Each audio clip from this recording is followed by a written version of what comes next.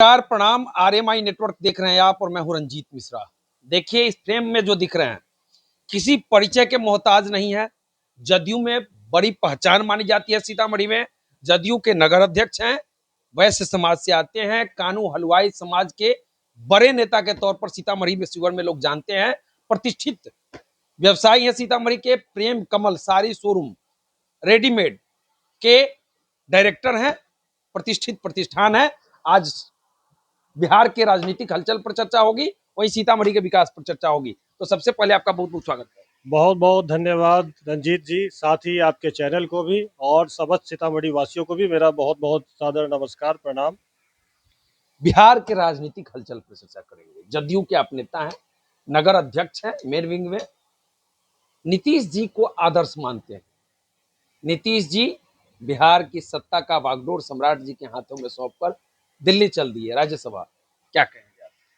देखिए, यह हमारे विकास पुरुष मुख्यमंत्री रहते हुए आदरणीय नीतीश कुमार जी ने बिहार के लिए जितना काम किया है, और अब उनको यह महसूस हुआ कि शायद केंद्र में उनको जाना चाहिए और बिहार की बागडोर आदरणीय सम्राट चौधरी जी के हाथों में सौंप कर करके वह जाने का काम किए हैं। उनकी मर्जी से, उन्होंने अपनी मर्जी से इस काम को किया है, और निश्चित रूप से इससे बिहार का और ज़्यादा विकास होगा।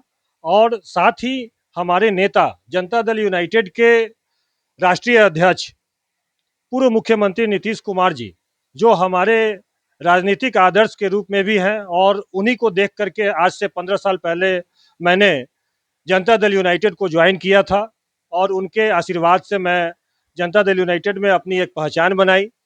हम युवा के समय में जनता दल यूनाइटेड में जुड़े, प्रदेश महासचिव भी रहे। युवा जनता दल जनदल युवा जनता दल यूनाइटेड में प्रदेश के उपाध्यक्ष भी रहे। उस वक्त अभय कुशवाहा जी हमारे प्रदेश के अध्यक्ष हुआ करते थे, और उसके बाद मैं जिला के कमेटी में भी महासचिव रहा। शिवहर में अति पिछड़ा प्रकोष्ठ के प्रभारी भी रहे लोकसभा के, और भी कई पदों पर कार्य करने का मौका संगठन में मुझे मिला है, और मैंने पार्टी को काफ़ी करीब से समझने का काम किया है। हमारी पार्टी में जो भी निर्णय होता है वह सभी को समान विचारधारा से देखते हुए आदरणीय नेता नीतीश कुमार जी करते हैं, और उनके इस नीतीश जी के ऊपर कभी जातिवाद का, किसी धर्म का आरोप नहीं लगा, लेकिन भाजपा के नेताओं पर इस तरह के आरोप लग जाते हैं। क्या कहें? देखिए, यह विषय रंजीत जी जो आप बता रहे हैं, जनता सब देखती है।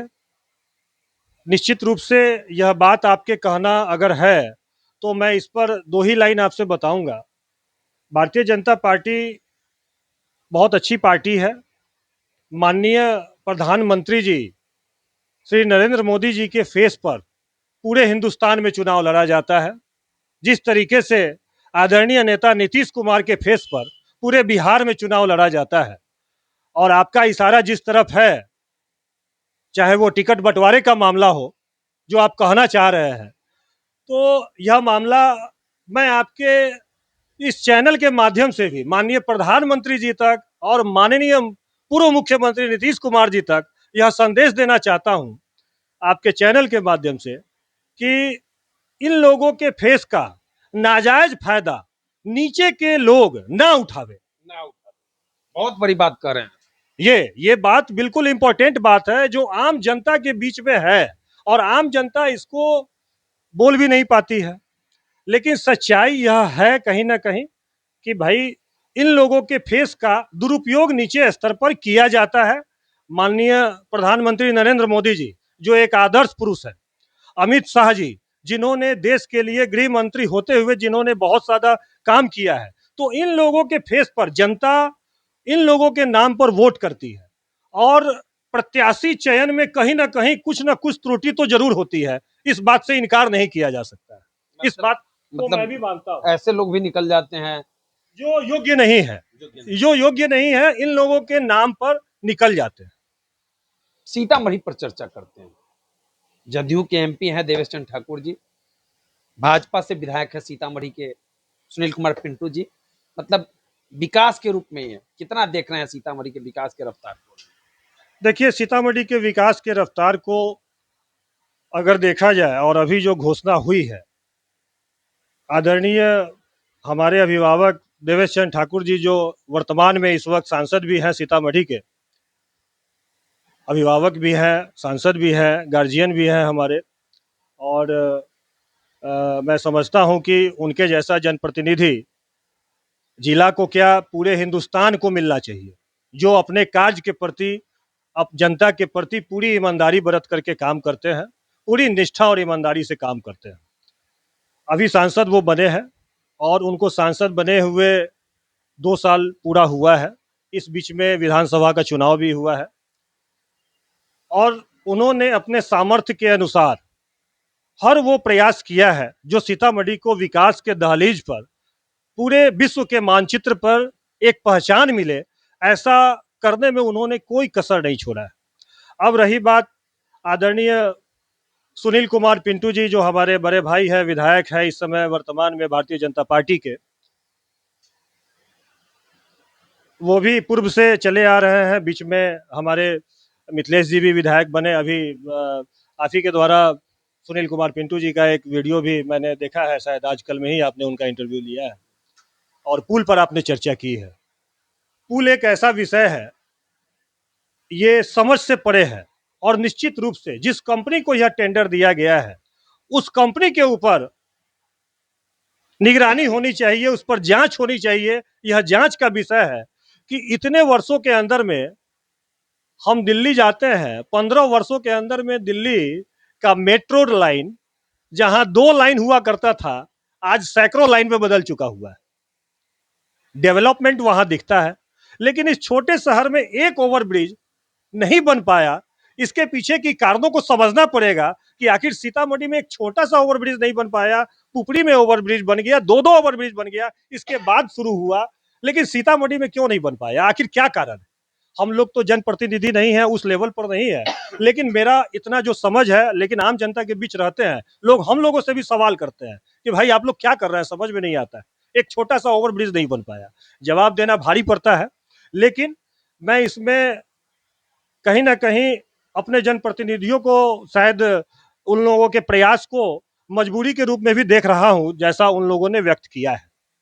तो इस पर मैं बहुत ज्यादा कुछ नहीं बता पाऊंगा, लेकिन यह विषय निश्चित रूप से विचारणीय है और विचार लोगों को करना चाहिए, क्योंकि एक छोटा सा ओवरब्रिज जो सीतामढ़ी का हार्ट लाइन को स्ट्रॉन्ग करता है, और वो आज तक पिछले 15 वर्षों से अपना डेवलपमेंट का राह देख रहा है, और जो पहुंच नहीं पा रहा है अभी तक, हम लोग सपना ही देख रहे हैं। हमारे मिथिलेश जी विधायक भी बने, वो भी बेचारे प्रयास किए और वो भी कई जगह रिक्वेस्ट किए, प्रार्थना किए, लेकिन इस पर कोई भी सुन नहीं पाया। पता नहीं क्या है इसका मैटर, ये तो यही लोग विशेष रूप से बता पाएंगे, जैसा कि आप भी आजकल इंटरव्यू हमारे आदरणीय सुनील भैया से भी लिए, आदरणीय सांसद महोदय से भी लिए।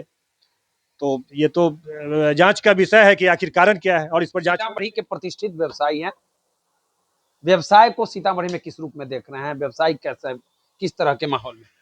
देखिए, व्यवसाय सीतामढ़ी का इस समय जो है, ये बहुत ही खराब माहौल से गुजर रहा है। और खराब माहौल का मतलब ये है कि ऑनलाइन बिजनेस, जो बड़ी कंपनियां हैं, छोटे और मझोले बिजनेसमैन को काफ़ी नुकसान पहुंचा रही है। गांव में भी बेरोजगारी इस वजह से बढ़ी है, और बहुत सारे दुकानदार भाई इस ऑनलाइन व्यापार से काफ़ी परेशानी महसूस कर रहे हैं, जिसका नतीजा है कि भाई अब बड़ी कंपनियां हैं, वो टेक्नोलॉजी के साथ मार्केट में उतरी है, बड़े कैपिटल के साथ मार्केट में उतरी है, लेकिन जो छोटे और मझोले व्यापार है, व्यापारी बंधु हमारे हैं, भाई हैं, वो लोगों को छोटे कैपिटल से व्यापार कर रहे हैं, वो लोग कैसे सरवाइव करेंगे?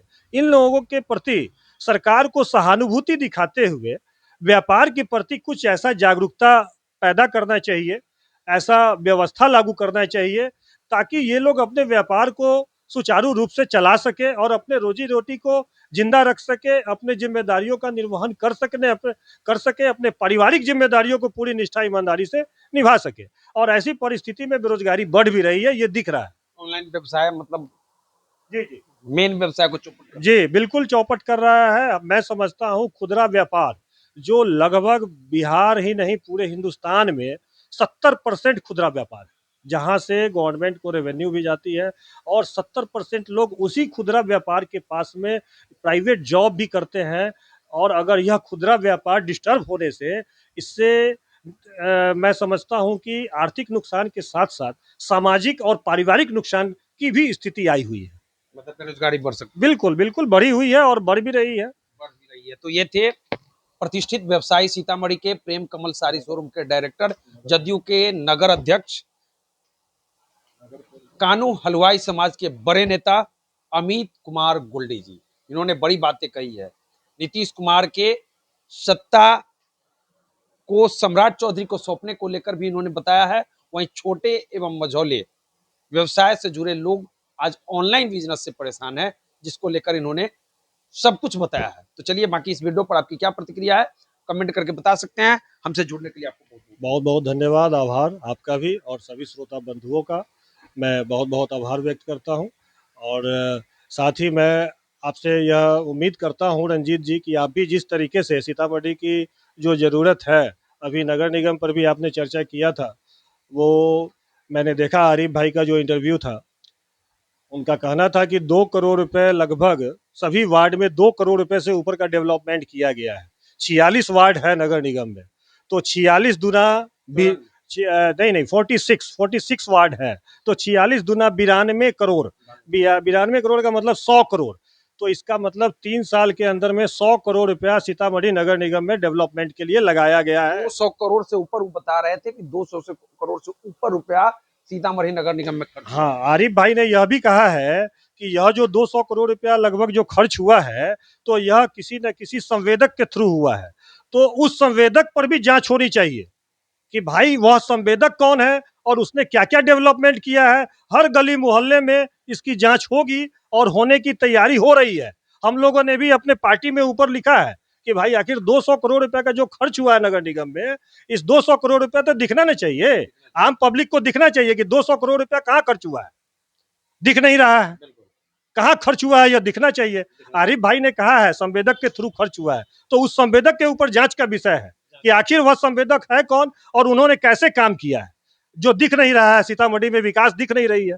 कहाँ है नगर निगम में 200 करोड़ रुपया, कहाँ खर्च हुआ है भाई, किस किस जगह खर्च हुआ है, किस किस जगह कौन सा सीमेंट, कौन सा बालू, कौन सा छड़, कौन सा गिट्टी का उपयोग किया गया है और कहाँ कहाँ उपयोग किया गया जमीन के अंदर में, कहाँ ढुक गया पैसा वो 200 करोड़ रुपया, वह दिखना चाहिए। दिखना चाहिए। तो चलिए, देखते रहिए आरएमआई नेटवर्क को।